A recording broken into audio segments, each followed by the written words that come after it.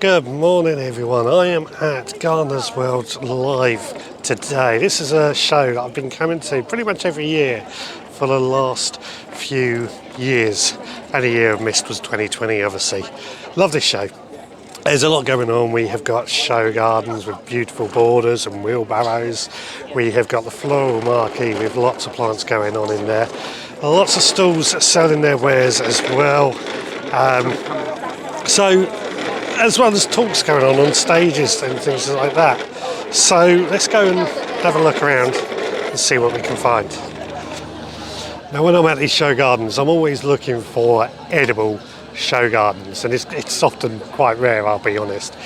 But this one behind me by Lucy Hutchins, aka She Grows Veg, is an example of how using different plants, particularly things you don't necessarily think of edibles, to make your garden look beautiful yet still be edible. Lucy is very much on the view that we should be growing more food in our gardens, and at the same time it looks beautiful.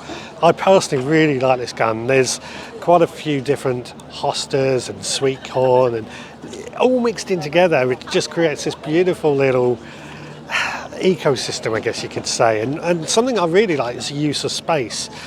So tomatoes growing up a arch and microgreens growing on the windows, basically on these containers that stick onto the windows. I think just great use of space, and just goes to show how much we could be doing in growing our own edibles. I want to go into Floral Marquee next.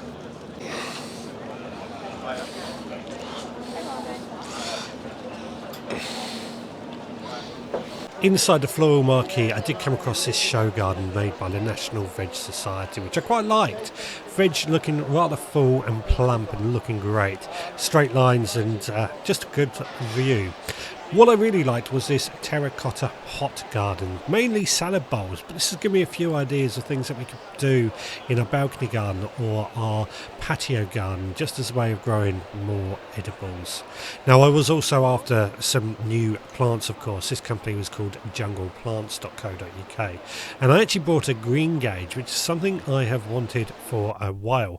I took my plants over to Woolen Pots, who for free potting our plastic pots into recycling by potting them in their own woolen pots. These woolen pots can get planted directly in the garden. Great idea. Let's see how well it works.